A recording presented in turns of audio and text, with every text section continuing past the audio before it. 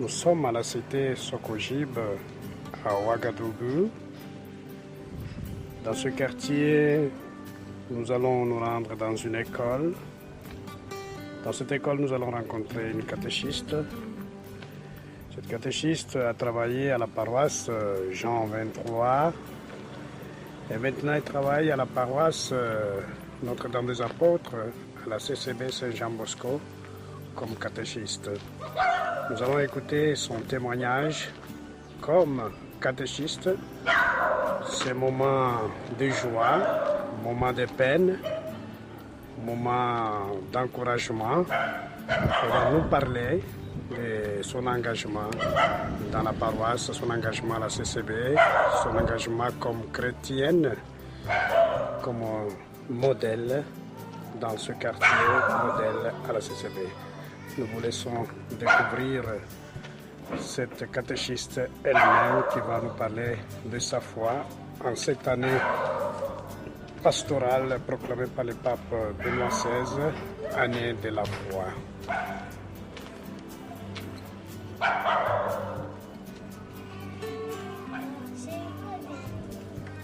Oui. Hein? Jésus est mon ami de tous les jours. Jésus est mon ami de tous les jours. Il est mon ami de tous les jours, mon ami de tous les jours, mon ami de tous les jours, mon ami de tous les jours. Bon, qui va donner un autre chant? Dans une étable, un enfant nous est né. Regarde comme il est mignon. On l'appellera Emmanuel, Dieu avec nous. Noël, Noël. C'est bon. Voilà. Dieu avec nous. Emmanuel veut dire quoi? Dieu avec nous. Voilà. Et c'est Emmanuel. Emmanuel est né quand? Oui. Le jour de Noël. Emmanuel est né à Noël. C'est bien. Mais qui est Emmanuel? Oui. Le Fils de Dieu. Quel est son autre nom? Il a un autre nom là. Il s'appelle comment encore? Il s'appelle Jésus. Hein? Et Jésus veut dire quoi? Hein? Emmanuel veut dire Dieu avec nous, c'est ça? Et Jésus? Un sauveur nous aide. Donc Dieu sauve. Hein? Dieu sauve. Il est venu pour nous sauver. Il sauve. Dieu sauve. C'est bien compris? Voilà. Et sa maman, comment s'appelle sa maman? Moi. Et Roxane. Il faut faire une phrase, sa maman. Qui connaît le nom de son papa? Moi. Le papa de Jésus. Moi. Oui, Le Kevin. papa de Jésus s'appelle Joseph. Le papa de Jésus s'appelle Joseph. Jésus est né où? À Bethléem. Et on lève le doigt. Oui. Jésus est né à Bethléem. Jésus est né à Bethléem. Mais Marie, quel est le nom du village de Marie? Oui, et Aïs. Nazareth. Jésus, Marie est de Nazareth. Qu'est-ce que Marie est partie? Pourquoi Marie est partie accoucher à Bethléem? On lève le doigt pour le voir. Pourquoi Marie est partie accoucher à Bethléem? Parce qu'il y avait aussi, elle est partie à Bethléem. Il n'y avait pas quoi? Moi, madame. Oui, Aris. Parce que les gens ne voulaient pas la Bethléem. Alors, Mais elle est partie faire quoi à Bethléem? Mais c'est ça que je veux savoir. vous trouvez une maison.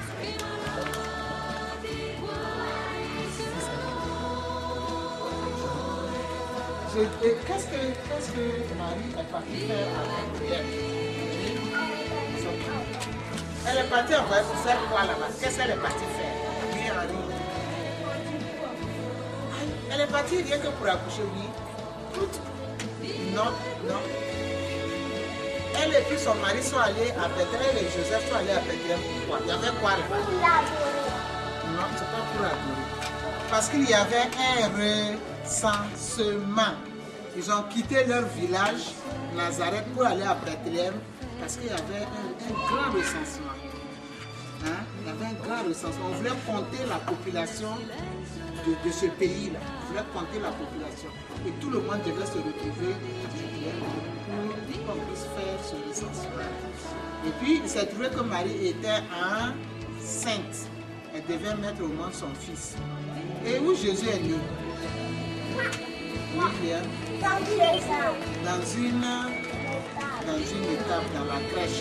Dans une étape. Qu'est-ce que veut dire étape? L'étape là, qu'est-ce que c'est? On lève le doigt pour répondre. Oui, Roxane. Étape là, ça veut dire quoi? Lève-toi. Une étape, c'est quoi? Une étape, c'est. C'est quoi? Une étape, c'est la maison où on garde les animaux. Tu as compris? Une étape, c'est la maison où on garde les animaux. Et on a couché, quand Jésus est né, on l'a couché dans une mangeoire. Mangeoire, c'est quoi? Non. C'est? Oui.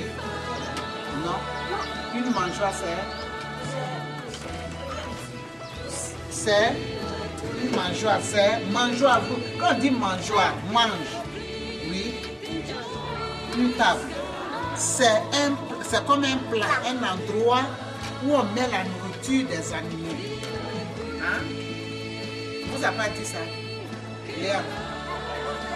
Tu voulais répondre, je t'interroge, tu veux répondre. C'est un plat, c'est comme un plat. Quand vous regardez dans le film, c'est comme un plat où on met la nourriture des animaux.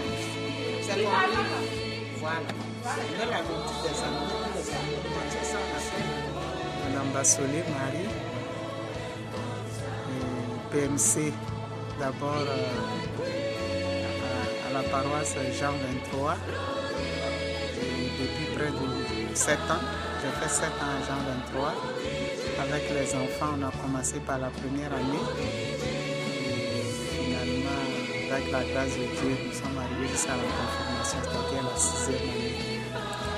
Et cette année, particulièrement, je suis revenu dans ma CCD à Jean Bosco, où j'ai commencé encore à donner la catéchèse. Nous sommes à notre première expérience. C'est la première année. Et nous avons commencé avec les classes 3 niveaux, la première, la deuxième et la troisième année. Il n'y a pas trop d'affluence, mais nous avons pu quand même enregistrer près de 45 enfants, dont 30 en première année. Et le reste, les 10 autres, non, les 15 autres en deuxième et en troisième année. Et au début, à nos débuts, à la CCD Jean Bosco, et bon, on ne pensait pas avoir quand même ce nombre d'enfants. Et le nombre de PMC qui s'était proposé au début était largement suffisant, mais la décision, disons que pour s'engager réellement, quand les choses ont commencé à se préciser, il y a eu beaucoup de personnes qui n'ont pas pu répondre.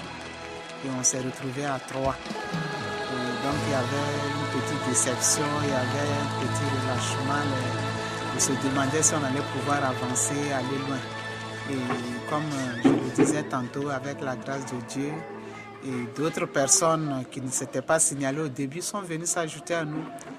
Et nous sommes aujourd'hui près de 9 PMC pour les 3 classes, dont 3 religieuses. 3 religieuses qui sont venues nous donner main forte. Et pour les enfants, ils sont ponctuels, ils sont assidus. Tous les samedis, nous avons pu obtenir le samedi 2 heures de temps. Et tous les samedis, les enfants sont au rendez-vous. Ils sont présents, ils écoutent, ils sont assez motivés. Ils aiment bien écouter la parole et répondre beaucoup aux questions. Et les PMC, on ne peut pas se plaindre. Parce que tous les samedis, il y a au moins 1 ou 2 personnes dans chaque classe. Même s'il y a quelques absents, et par samedi, nous pouvons avoir près de 4. On n'a pas un minimum. Le minimum de PMC qu'on peut avoir, peut-être 4. Et donc, on se félicite parce que c'est déjà bien, puisqu'il y a au moins une PMC par classe. Alors, on aimerait bien voulu qu'il y ait aussi des hommes qui se signalent, mais jusque-là, ils ne se sont pas décidés à venir. On espère que d'ici peu, ils se joindront à nous et nous aurons aussi des papas catéchistes. Sinon, pour le moment, ce sont des mamans catéchistes. Toutes les 9, nous sommes des mamans catéchistes, mais avec la grâce de Dieu, les hommes qui se signalent, ils viendront pour vraiment composer le beau mot de papa et maman catéchistes et que nous aimerions avoir à la CCB Jean Bosco au compte de la paroisse Notre-Dame des Apôtres de la Padoue. Donc, nous sommes à l'année de la foi et nous prions Dieu pour que beaucoup de chrétiens puissent s'engager encore mieux, s'engager non seulement à la catéchèse pour évangéliser. À travers les enfants, nous évangélisons les parents. Parce que les enfants à la maison, eux-mêmes deviennent des évangélisateurs pour leurs parents. Et beaucoup d'enfants amènent les parents à devenir des chrétiens. Des enfants ont commencé et les parents ont suivi. On a vu beaucoup d'expériences dans ce sens-là, où l'enfant a fait la première année et les parents se sont convertis, se sont inscrits à la catéchèse et ils sont devenus des chrétiens fervents. Voilà. Et ça, c'est parti de l'enfant. Parce que l'enfant est venu à la catéchèse, il a partagé son expérience de la catéchèse à la maison. Avec ses parents, ils ont été intéressés et l'enfant a pu les convertir. Alors donc, je demande aux chrétiens, ceux qui ont eu la grâce d'être déjà baptisés, d'être des chrétiens, de s'engager mieux pour permettre aux hésitants, aux tièdes, de vraiment s'engager à la suite de notre Seigneur Jésus pour vraiment montrer que nous sommes fiers d'appartenir au Christ. Nous sommes fiers d'être des enfants de Dieu et nous voulons le demeurer à travers ce que nous donnons comme parole, comme sa parole dans le monde. Tel comme il a dit, soyez du monde, soyez dans le monde, mais ne soyez pas du monde. Donc nous voulons être dans le monde pour transformer le monde. Et le PMC, son rôle est de vraiment transformer le monde, être à l'écoute des autres, pouvoir leur donner la parole juste, la bonne parole qui puisse leur fortifier leur foi, leur donner un peu de pouce pour aller de l'avant dans la foi, dans leur vie de chrétien, leur vie de tous les jours. Donc pour cette année de la foi, j'invite tous les chrétiens, les baptisés, ceux qui sont baptisés, qui ont eu cette grâce-là, de ne pas laisser dormir leur baptême, mais de faire vivre ce baptême qu'ils ont eu la grâce d'avoir. Parce que le baptême est une grâce. Ce n'est pas donné à tout le monde de le recevoir. Et quand on l'a reçu, il faut le montrer, il faut témoigner de ce baptême-là à travers le monde, dans le milieu de vie où on se trouve. Il faut témoigner. Et ce n'est qu'en témoignant de Jésus qu'on peut témoigner de ce baptême. Parce que par le baptême, nous sommes devenus frères de Jésus, enfants de Dieu. Et on ne doit pas mettre ça sous la table. Comme on allume la lampe et on la met sous la table, elle n'éclaire plus. Et comme on le dit souvent, le chrétien est sel et lumière de la terre. Et nous ne devons pas le dire, mais nous devons le démontrer par nos actes et nos comportements de tous les jours. Et surtout par notre engagement dans l'Église. Notre engagement pour montrer à Dieu que nous croyons réellement à ce qu'il est pour nous, à ce que nous sommes pour lui, ses enfants bien-aimés. Il a toujours dit. Et c'est ce que je peux dire aux chrétiens dans cette année de la foi, pour qu'ensemble on puisse aller de l'avant et faire avancer notre Église, pour qu'elle soit toujours plus rayonnante, plus d'amour dans nos maisons. À travers l'Église, il y aura plus d'amour dans nos maisons, plus de fraternité, plus de charité. Mais vivre seul, isolé, ça ne peut pas amener toutes ces joies, toutes ces vertus-là dans nos maisons, dans nos familles. C'est l'Église ensemble qu'on pourra fructifier ces vertus. Et c'est tout ce que je pourrais dire pour cette nouvelle. Nous sommes en présence d'une maman catéchiste, et qui travaille à la CCB Saint-Jean-Bosco. La CCB Saint-Jean-Bosco qui se trouve sur la paroisse Notre-Dame des Apôtres. Elle est avec nous. Nous allons lui demander, Madame, comment est-ce que vous vous appelez? Est-ce que vous pouvez vous présenter au moins par votre nom? Oui, je suis Madame Bassolé Marie. Vous habitez dans quel quartier? À la cité Sokojib de Ouaga 2000.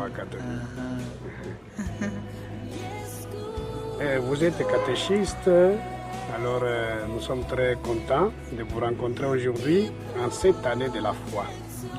L'année durant laquelle le pape Benoît XVI nous invite à pouvoir réaffirmer notre foi, revisiter notre foi, à pouvoir vivre la familiarité avec notre Seigneur Jésus, vivre la relation intime avec lui.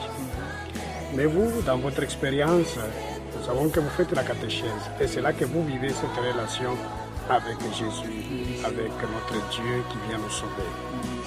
Alors, quelle est l'expérience avec les enfants? Qu'est-ce que vous pouvez dire?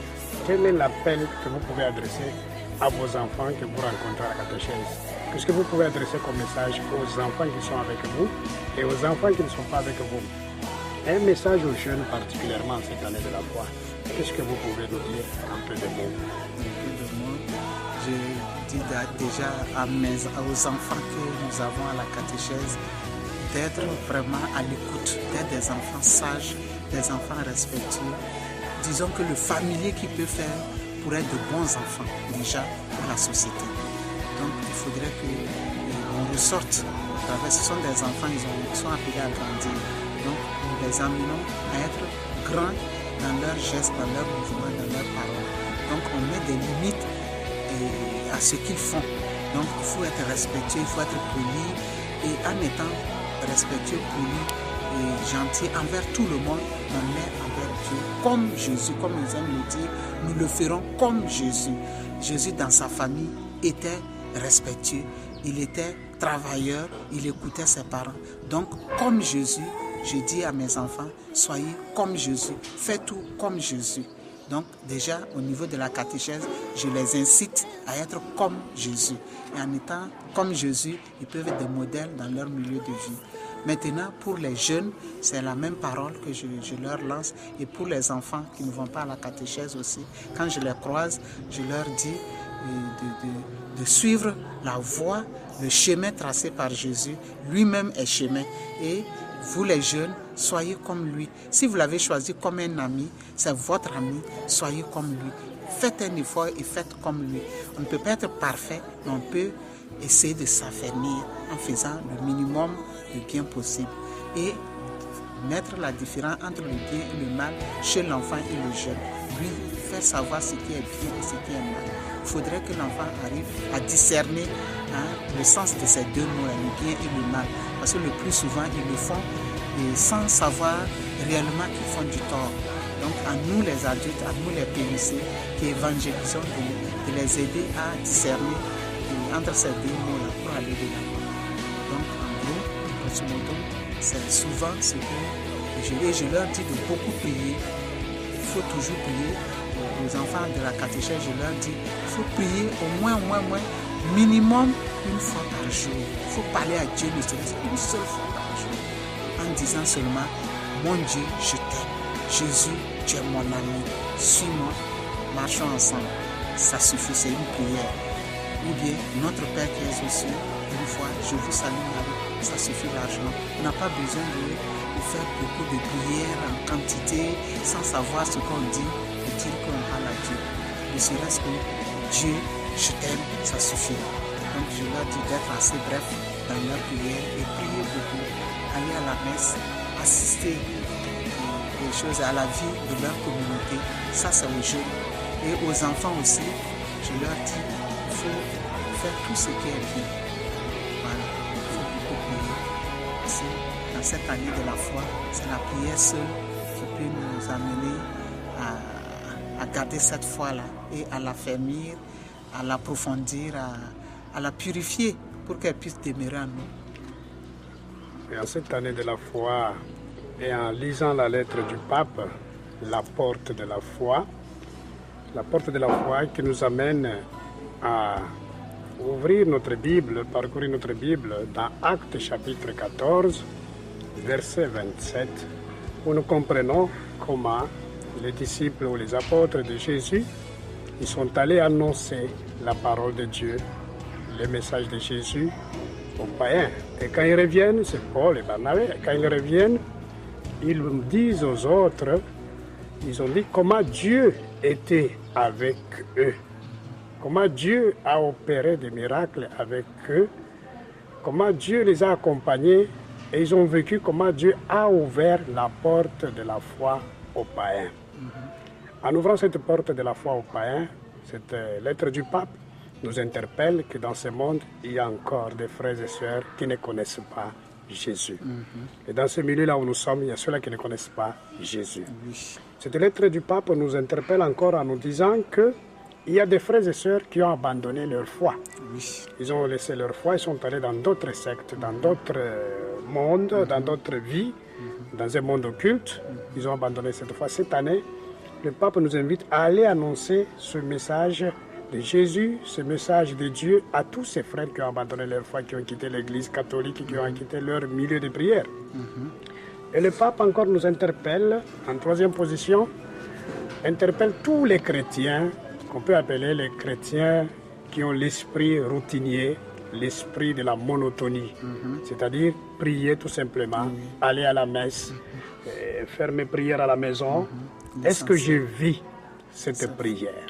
Est-ce que je suis en train de vivre ce que je fais à l'église? Est-ce que cette messe devient une vie? Est-ce que cette messe est vécue dans ma vie quotidienne? Alors, nous revenons vers vous, Madame Bassolet, nous revenons vers vous pour nous dire, pour donner des conseils encore, comment est-ce que le chrétien peut vivre sa messe? Comment est-ce que le chrétien peut vivre sa prière dans le quotidien? Est-ce que vous avez un mot? Et autre chose, si vous pouvez nous dire aussi, si là où vous êtes, vous rencontrez des gens qui n'ont jamais entendu parler de Jésus, de Marie, comment vous annoncez par votre témoignage? Est-ce que vous allez avec l'image de Jésus, la Bible, lever la main comme ça? Ou bien c'est par votre façon de vivre? Les chrétiens, comment est-ce que vous pouvez les inviter à ce point-là? Vous pouvez nous dire un petit mot à ce point, si vous avez quelque chose. Ok, ça c'est bien intéressant. J'ai beaucoup vécu des expériences à ce niveau-là. Effectivement, moi je pense que le chrétien ne doit pas se limiter à la prière, à l'église et puis se dire chrétien. C'est pas un diplôme. Le chrétien doit vivre sa foi de chrétien, sa vie de chrétien. Moi particulièrement, si je dois donner des exemples, je ne sais pas si c'est... Pour moi, si je suis vagabond du Seigneur, je le préfère. Et si on me juge, je me dis que l'essentiel est de faire ce que je pense être bien pour la suite de Dieu. Donc, pour revenir sur, par exemple, les chrétiens tièdes ou bien qui ne sont pas du tout chrétiens, des laïcs, disons des hommes qui ne connaissent pas Dieu. Et moi, je commence toujours à leur en parler. Quand je les croise, même dans nos CCB, je vais vers eux, je leur demande, et est-ce que, pourquoi, je remarque d'abord, je vois que tu ne communiques pas une fois, deux fois, trois fois, je m'approche, peut-être c'est du zèle, mais je m'approche, mais toujours on vient à l'église, mais je ne te vois pas communier, quel est ton problème? Quand tu me dis c'est parce que tu n'es pas baptisé, alors je fais tout pour t'inscrire. Je t'amène, je te parle, on cause, peut-être je peux dire c'est trop osé en disant c'est pas mon comportement, mais bizarrement les gens, il suffit que je les approche, ils ont confiance. Ils ont confiance et puis ils me disent réellement ce qui se passe. Et donc en effet, à ce jour, j'ai aidé beaucoup à s'inscrire, des adultes, à s'inscrire à la catéchèse. J'ai pu ramener des gens qui fuyaient, qui partaient dans d'autres sectes. je les ai ramenés. Actuellement, à Jean Bosco, même je peux donner un exemple. Il y a une jeune fille qui suivait qui sont des catholiques baptisés, qui suivait sa grande sœur. Et bon, chaque fois qu'elle vient, je dis, mais vous êtes catholique ou bien protestant. Donc, dans leurs paroles, je voyais que ce sont des catholiques, mais qui voulaient s'échapper. Et quand j'ai abordé la grande sœur aussi, elle me dit, je suis allé à tel endroit où on doit prier, c'est cela, j'ai compris que ce sont des chrétiens catholiques, mais qui n'ont pas de base et qui sont un peu, je ne sais pas, qui sont pas sûrs de ce que Dieu peut leur donner dans cette église catholique-là. Et ils cherchent encore, ils sont en train de chercher, ils ont besoin d'un encadrement, ils ont besoin des gens pour les épauler, pour les aider. Et j'ai essayé d'insister et j'ai pu d'abord amener la petite sœur qui était plus facile pour moi de ramener. Et aujourd'hui, cette dernière-là même lit. Elle est parmi les lecteurs de Jean Bosco. J'ai donné son numéro au président et elle est venue, elle a lu une fois, 2 fois, 3 fois. Et elle me disait, Tanti, mais moi je ne sais pas, j'ai peur de lire en public. Je ne saurais dire, mais c'est Dieu qui t'aide à lire, c'est pas toi-même. C'est pas toi qui vas lire, mais c'est Dieu. Et aujourd'hui, elle est lecteur. Et la dernière fois, à la dernière nouvelle, elle a pris même la présidence des lecteurs. Elle-même qui ne voulait pas. Sa grande sœur aussi a commencé à venir et un peu, elle ne me parle plus de prière. Je suis allé à telle prière à gauche, à droite, elle ne m'en parle plus. Donc voilà, déjà, je suis satisfaite que j'ai pu quand même ramener. Parce que 2 fois, les chrétiens catholiques, pourquoi ils vont ailleurs? C'est parce qu'ils n'ont personne avec eux pour leur réaffirmer leur foi, donner l'importance de leur choix, leur indiquer les choses qui sont vraiment enfants de Dieu et que Dieu est en eux. Ils doivent vivre en suivant l'appel qu'ils ont reçu en eux-mêmes. Donc ça fait qu'ils n'arrivent pas à écouter cet appel, ils n'arrivent pas à écouter la voix de Dieu qui se trouve en eux. Mais il faut des gens pour les encadrer. Pour la catéchèse adulte, par exemple, j'ai amené plusieurs. Hier seulement, après la messe, il y a une qui m'a approché. Maman Marie, comment je peux faire? Parce que moi, depuis près de 8 ans après ma première communion, je n'ai pas fait ma confirmation. Et qu'est-ce que tu peux faire? J'ai dit, bon, je vais approcher les pères salésiens, parce que ça commence à être un peu nombreux, les adultes qui veulent quand même se mettre à jour au niveau de notre CCB, qui m'approchent. Je ne sais pas qu'est-ce qu'ils voient sur moi. Peut-être, je ne sais pas, je ne peux pas dire exactement qu'est-ce que ces adultes-là voient, mais il y en a que j'approche, il y en a qui m'approchent pour me poser leurs problèmes au niveau de la catéchèse. Donc, je me dis que je vais approcher les pères salésiens pour causer de ces personnes-là, de leurs difficultés et voir qu'est-ce qu'on peut faire sur place. Au lieu de les amener à Jean 23, j'ai amené plusieurs à Jean 23 et depuis près de 4 ans, je peux dire que j'ai amené près de 6 à 7 personnes à Jean 23 pour réaffirmer leur vie de chrétien, prendre les sacrements, se marier et tout et tout. La femme de Yonli est un exemple palpable. Maintenant, elle a été baptisée, elle a fait sa confirmation, on l'a entourée de tout ce qu'on pouvait et d'autres suivent. Et il y a eu plein de confirmants et de confirmandis, il y a eu plein de baptisés au niveau des sacrements. Bon, je pense que c'est tout ce qu'on peut faire pour aider les adultes. Mais vous, les Salésiens, je vais vous demander de réfléchir et puis voir à votre niveau ici si on ne peut pas instituer quelque chose pour leur encadrement et puis pouvoir leur donner les sacrements aussi, sans trop, parce qu'ils sont déjà adultes, ils veulent, mais le temps d'aujourd'hui, ce temps si précieux aux chrétiens catholiques qui n'ont jamais le temps, est-ce qu'on ne pourra pas les aider pour qu'ils puissent comprendre le sens de ce temps-là, que c'est Dieu lui-même qui donne le temps, mais il faut qu'on les aide quand même. Donc moi, en réalité, je ne sais pas si c'est mon comportement ou bien c'est qu'est-ce qu'ils voient en moi, mais ils m'approchent, mais moi aussi je les approche et je leur peut-être j'ai un petit don que je rends grâce à Dieu. J'ai un sens d'observation un peu plus profond.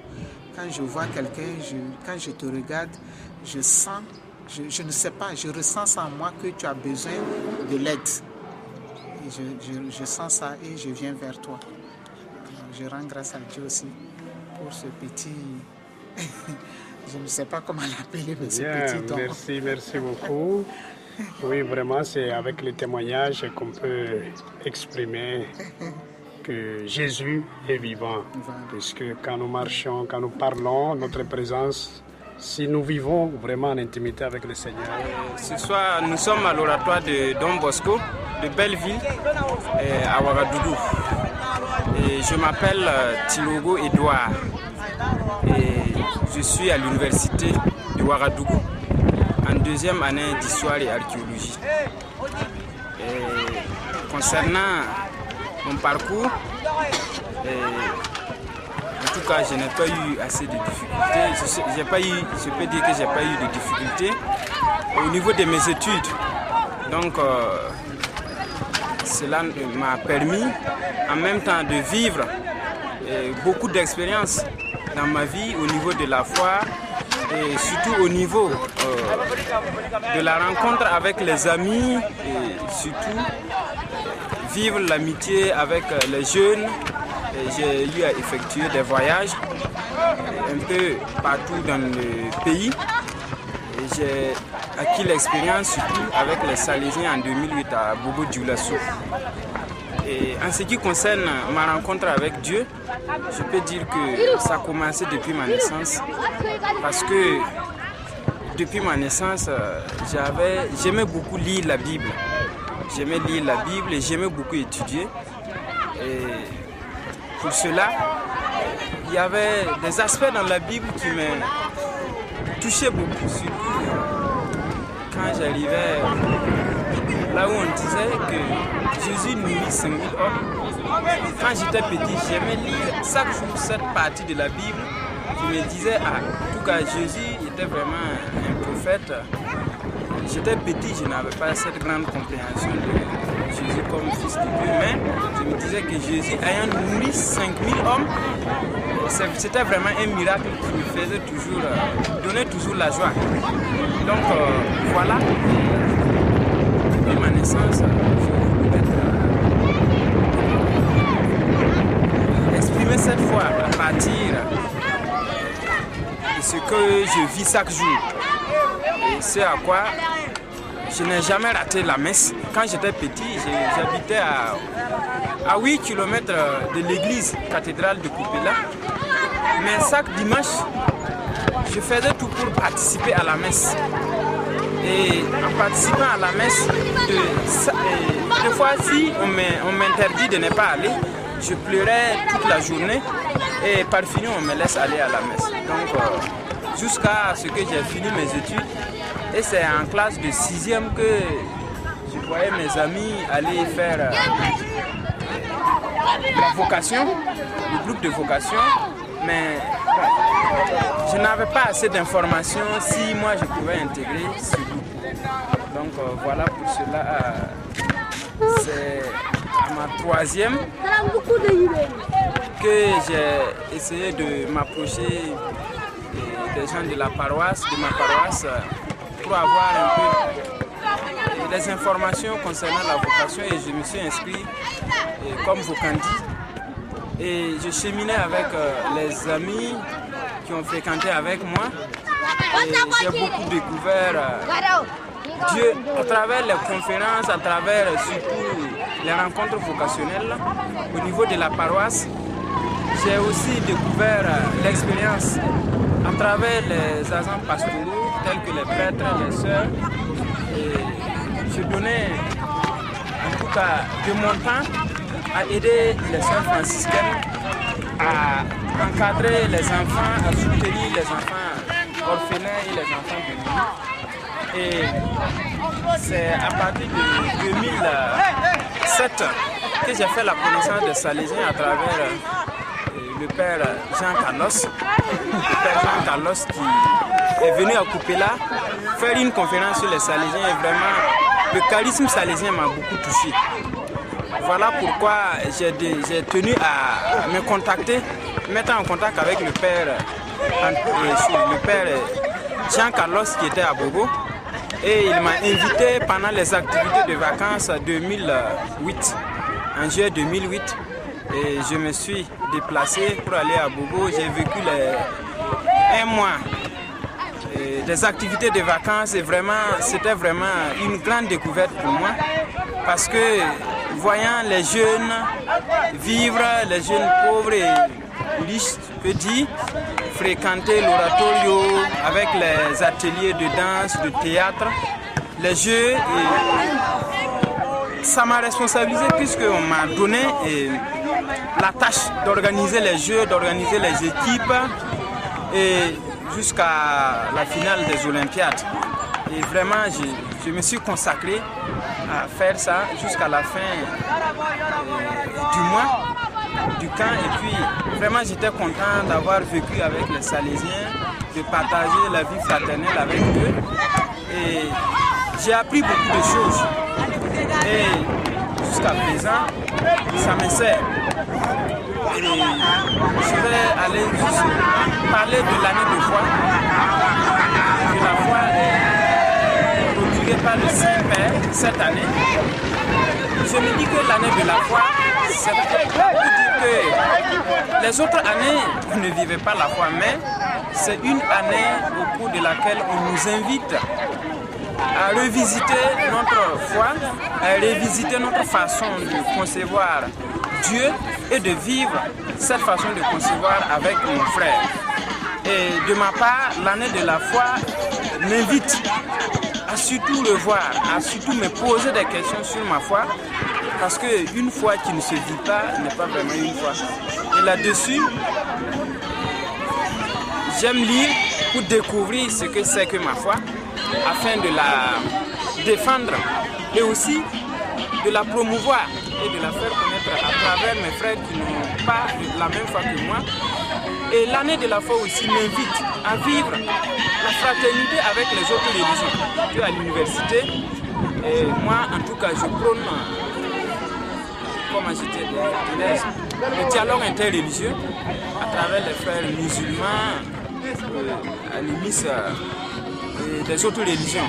Donc il faut s'accepter, essayer de vivre ensemble la foi, puisque la foi doit unir et non diviser.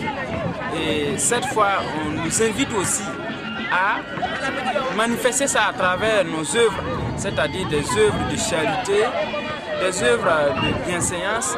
Et voilà pourquoi, animateur de l'oratoire de Don Bosco, je consacre mon temps libre de temps en temps à donner un coup de main aux Salésiens. Et c'est là pour dire que la foi que j'ai, je peux la partager avec les plus petits et avec mes amis de mon âge. Et j'invite tous les jeunes qui de nos jours sont un peu effarés par les différents aléas de la vie, qui sont plus préoccupés par l'aspect matériel de la vie, que je les invite vraiment à voir que non, la vie ce n'est pas seulement que matériel. Il y a aussi le spirituel qu'on doit promouvoir.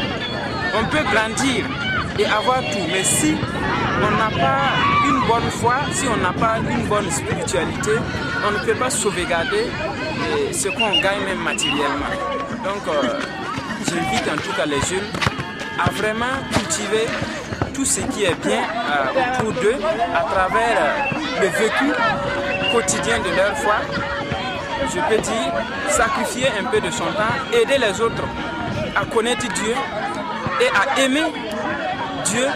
Et voilà une œuvre très importante qu'on doit vraiment penser à y faire chaque jour pour vraiment rendre témoignage de notre foi, comme disait Saint Jacques dans sa lettre.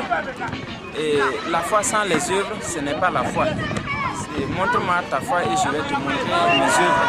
Donc moi je me dis que là, ce n'est pas en faisant une grande œuvre comme ça qu'on peut dire qu'on a, mais c'est dans les petites choses qu'on arrive à vivre dans sa vie chaque jour, qu'on arrive à mettre en exergue sa foi, à la vivre convenablement selon les vertus théologales et surtout selon la bienséance avec les autres.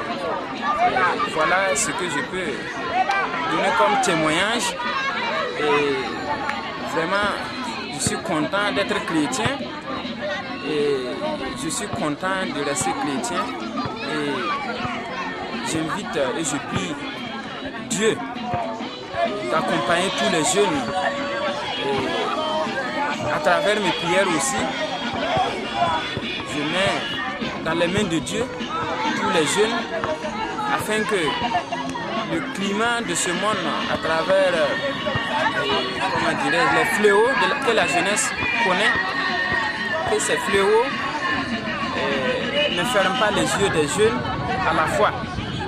Que ce soit au contraire des épreuves qui vont les permettre de grandir vraiment et d'atteindre le niveau qu'il faut pour vraiment demeurer un vrai chrétien et demeurer soudé dans la vie de chaque jour. Moi, je m'appelle Rémen Christian, étudiant en informatique industrielle et maintenance. S'agissant de ma foi, je peux dire que je la témoigne plutôt par mes œuvres que par la bouche.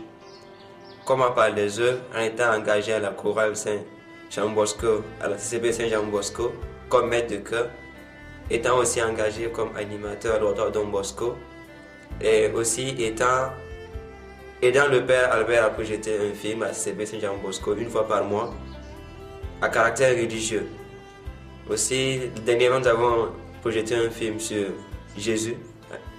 Et maintenant que la fête de Saint-Paul est proche, nous avons projeté le dimanche dernier un film sur Saint-Paul. Le nombre même de fidèles même qui sont venus voir, ça nous étonnait énormément. Vraiment, Saint-Paul agit. Aussi, pour témoigner de ma foi dans mon école, c'est à ne pas hésiter à faire mon signe de croix quand je prends mon goûter. Et aussi, ne pas aussi hésiter à parler de Jésus autour de moi, en témoignant vraiment de ce que je fais. Par exemple, quand il s'agit des devoirs, il ne faut jamais tricher. Donc, on dit pourquoi tu ne triches pas, parce que bon, c'est pas bon de tricher. Et même Jésus nous apprend cela. Encore pour parler de ma foi, je peux dire que j'essaie aussi de le faire en étant à Christ 3 pour la lecture de la Bible. Nous avons initié une activité pour permettre de lire la Bible en une année. Et nous commençons le 20 janvier de ce mois. Et je pense que c'est en quelque sorte ce que j'essaie de faire pour l'année de la foi. Merci. Et nous sommes avec notre frère ici, Christian, qui est animateur à l'oratoire de Don Bosco et qui aide aussi pour l'animation de la messe à la CCB Saint-Jean-Bosco, à la chorale. Il est étudiant, chrétien, engagé. Il va nous parler un peu comment est-ce qu'il pense appeler, inviter ses amis, les jeunes d'aujourd'hui, les jeunes du Burkina, les jeunes du monde entier, les inviter à vivre leur foi. Comment est-ce qu'ils peuvent vivre leur foi en cette année que le pape Benoît XVI a déclaré année de la foi. Le pape nous interpelle puisqu'il y a nos frères et sœurs qui ne connaissent pas Jésus. Il y a d'autres qui ont abandonné leur foi. Il y a d'autres qui ne vivent pas leur foi d'une manière sincère. Ils sont des chrétiens de la monotonie, des chrétiens de la routine, qui font la prière, la messe, mais ils n'arrivent pas concrètement à vivre la foi dans leur vie. Leur parole, leur profession de foi ne prend pas corps dans leur vie. Maintenant, frère Christian, toi qui es avec nous ici, vous êtes jeune, vous êtes chez les Salésiens de Don Bosco. Don Bosco, ami des jeunes et des enfants. Et vous comme jeune, maintenant toi, comment tu peux inviter tes amis à venir suivre le Christ ou à annoncer Jésus dans ce monde actuel où nous trouvons beaucoup de contradictions? Qu'est-ce que tu peux donner comme message, comme invitation à tes amis? Ok, merci. Moi, je commencerai par dire que j'ai la foi ne suffit pas. Mais dire que voici les œuvres de ma foi, cela est la réponse à ce que nous devons faire pour témoigner de notre foi. Mais comment montrer les œuvres de notre foi? C'est en s'engageant, comme Saint Paul l'a dit, foncer tête baissée dans le tas. Et le Christ doit s'occuper du reste. Donc s'engager sincèrement, profondément dans notre communauté de base, si possible à la CCB, ou bien si possible à la paroisse. S'engager comment? Genre à la chorale, s'engager dans la pastorale des jeunes, s'engager aussi dans la catéchèse, s'engager aussi dans le service d'ordre. Il y a plein d'activités qu'on peut s'engager. Et aussi ne pas hésiter à témoigner de sa foi, dire je suis catholique dans les milieux où nous sommes, peu importe le milieu. Imaginons que nous sommes tous dans un milieu un peu musulman, arrivé, je prends mon goûter avec eux, mais étant gêné de faire mon signe de croix, non.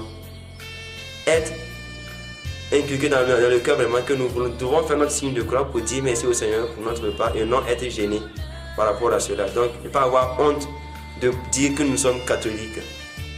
Et comment aussi inviter les jeunes, comment je peux les inviter, c'est à venir s'abandonner au Christ, dire que bon, je suis là pour travailler pour Dieu, non pas pour moi.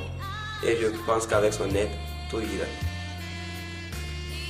Nous disons merci à notre frère Christian qui vient de nous parler, qui invite les jeunes à s'engager d'une manière concrète, sincère, dans l'Église et dans le monde. Celui qui a la foi, ce n'est pas tout simplement à la prière ou à l'Église, il va témoigner de cette foi dans les milieux de vie, là où il travaille, par tous les gestes, par tous les actes qu'il posera.